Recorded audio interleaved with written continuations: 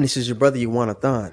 All right, first and foremost, I want to give all praises to the Most High, Yahweh, Bahashem, Yahweh Shai, Bahashem, Rakakwadash. I want to give double honors to the apostles and the elders of Great Millstone.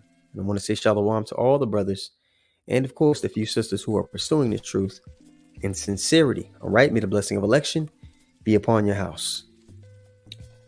When the Lord wants someone to change or grow, He puts them in a position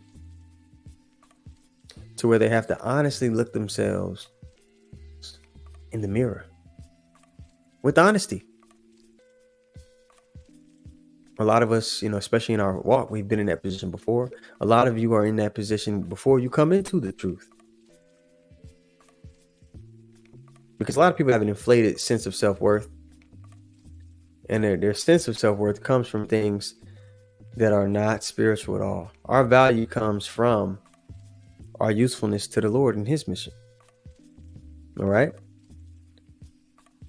We're supposed to be helpmeets, just like a wife's value to the husband is if she's able to forward his will, able to manage his household,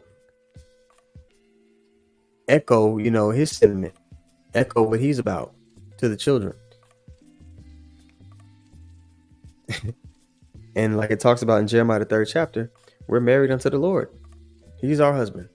So what are the shepherds supposed to be doing? Echoing what he's about to the flock. And abiding by the conduct he's bestowed upon us. The conduct Yahweh Hashem Yahweh Shai has bestowed upon us.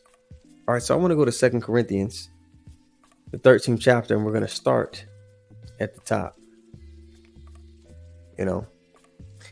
Because change doesn't really come for a person unless they're willing to make it themselves. When somebody honestly looks themselves in the mirror and they say, "Oh man, I need to change this. This has to be better." That's when change actually comes. You could say, "Hey, this is what you need to fix," but until they're ready to actually move on it themselves, nothing will happen. So the Lord will put you in positions often the time to where you're forced to look yourself in the mirror. You might have where you're weak at, it might cause you to make a mistake to where you're put under a microscope. You're under the scopeo now. Whatever it may be. All right, 2 Corinthians 13:1, it says, "This is the third time I am coming to you.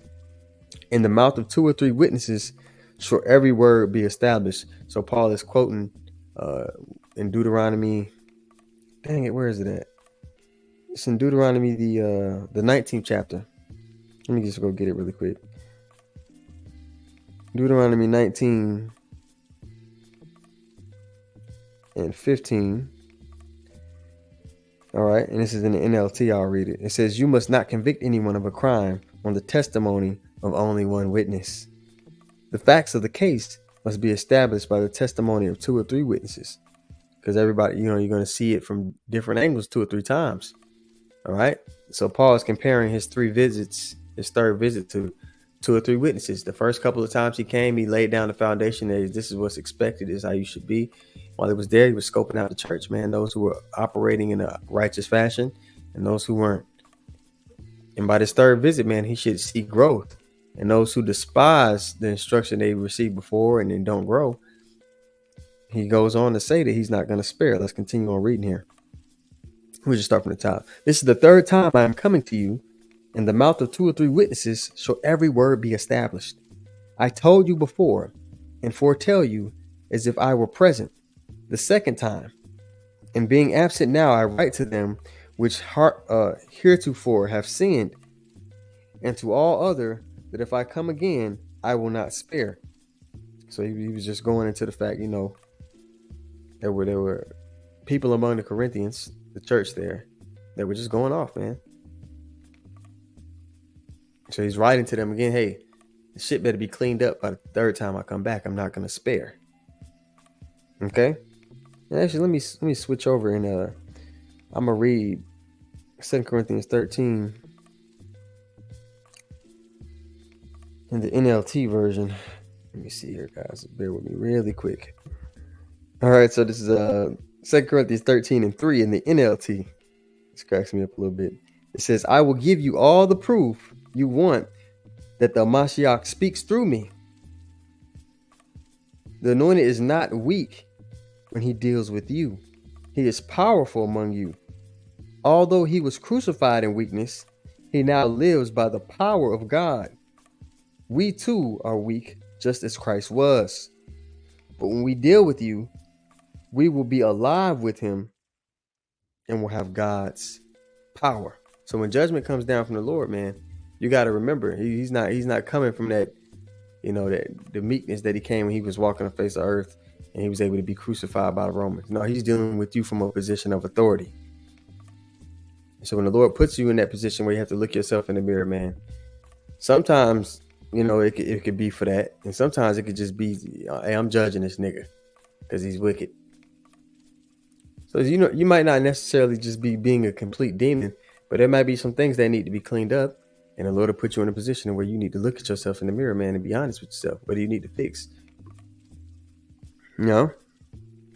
But judgment is coming in our time, and everybody's going to be put in that place to where they have to honestly look themselves in the mirror and say, hey, what am I about? Which side am I going to choose? Because we're all going to have to pick a side in the days to come.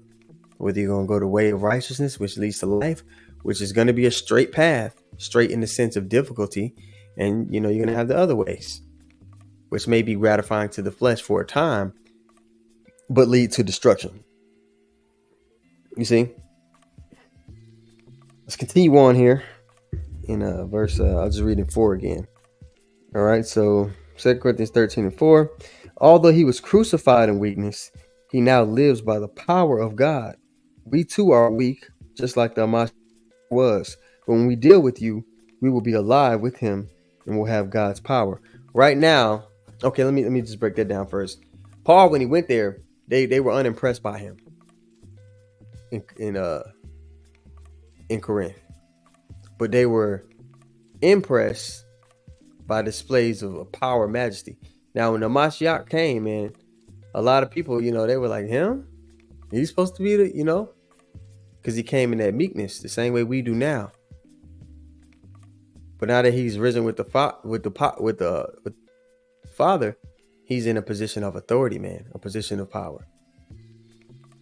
And so Paul's saying when he returns back this third time, he's coming from that position. Y'all think I'm playing with y'all? Y'all gonna see. He's coming with that energy. That's why when you read up at the top of the chapter, he's saying this is the third time coming to see y'all. In verse 2, it says, I've already warned those who have been sinning when I was there on my second visit. Now again, I warn them and all others, just as I did before, that the next time I will not spare them. And verse 3 says, I will give you all the proof you want that the Mashiach speaks through me. Like you gonna see. Y'all been effing around, you about to find out. And a lot of people upon the face of the earth are about to find out. They've been looking at the prophets from a standpoint of, these guys. They've been looking at us the same way it said that they would look at us in Wisdom of Solomon, the 5th chapter. When it said, this was he whom we sometimes had in derision and a proverb of reproach. How was he numbered among the saints? They're looking at us from that viewpoint. But as the judgment begins to roll out and the Lord lifts up that standard against our enemies, it's going to be very plain to see that we're no longer pleading with the people anymore. That it's time for judgment. Because the judgment is going to come at the hand of the Lord, but there are going to be instances where he does it through his men. And he's going to get all the glory for it. Okay? Verse 4 again in the NLT. Although he was crucified in weakness, he now lives by the power of God. We too are weak, just as the Mashiach was. But when we deal with you, we will be alive with him and will have God's power. Then it goes on to verse 5. Examine yourselves to see whether your faith is genuine, to see whether you're in the faith, right? Like it says in the KJV. Test yourselves. Surely you know that Yahushua Mashiach is among you. If not, you have all failed the test of genuine faith. And that faith is what the Lord is going to be looking for when he returns upon earth. That's why the question is posed. When he returns, shall he find faith upon the earth? That's what's pleasing to the Lord, because it's not our works. Our works are just filthy rags. Now, we do rehearse them to the best of our ability, because that goes hand in hand with actually having faith. You seek to offend less. but it's not the works itself that is going to exempt you from the judgment to come upon this place. You see? So the Lord's going to put everybody in a place where they have to look in the mirror honestly. Don't let hard times do it for you. Do it on your own now. Be honest with yourself. Fill in the gaps where you might be weak at in your walk among each other.